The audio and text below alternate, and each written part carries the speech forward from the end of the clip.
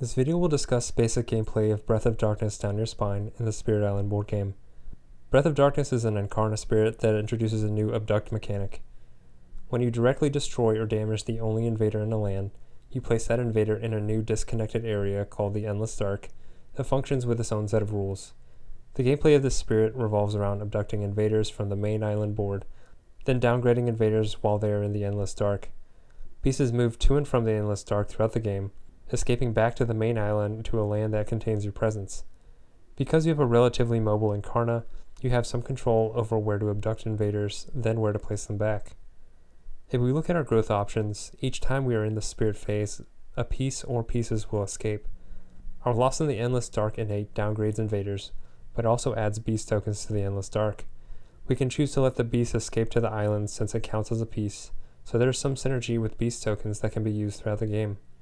Our other innate, Leave a Trail of Deathly Silence, lets you move your Incarna around the island, hopefully damaging lone invaders to abduct them. A couple of rules that I think are important to remember. 1. You can target the Endless Dark with your land targeting powers, but other spirits cannot, even when their presence is there. 2. Abduct only happens to invaders if they're the only one in that land, so your powers can still destroy invaders directly if there are multiple invaders present. In this way, the sequence of assigning damage actually matters. Finally, the term pieces includes invaders, Dahan, presence, blight, wilds, disease, beasts, and badlands.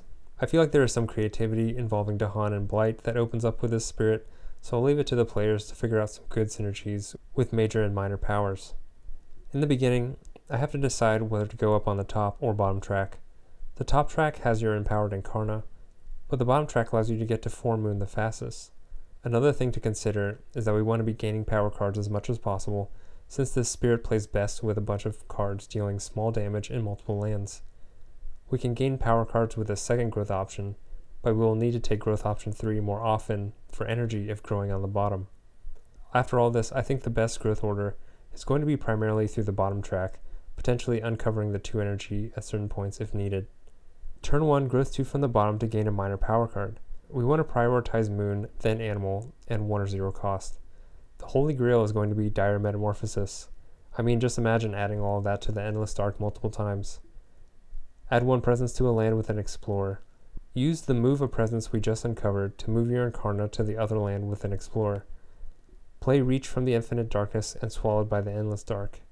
These 2 cards give the elements for both Leave a Trail of Deathly Silence and Lost in the Endless Dark. With Reach from Infinite Darkness, we can move a presence into the Endless Dark, which counts as a piece that will escape later on. Turn 2, the ideal scenario is that we hit a power card on turn 1 that has Animal and Moon.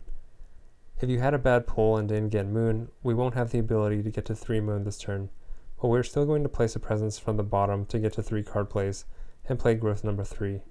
In the ideal scenario, we get tier 2 of Leave a Trail of Deathly Silence and tier 3 of Lost in the Endless Dark to add a beast. If we don't get the 3 Moon on turn 2, then save enough energy to play 3 cards on turn 3 during the reclaim. From this point, continue to go all the way up on the bottom track, placing presence for the top track if needed. Thanks for watching, and I'll see you in the next video.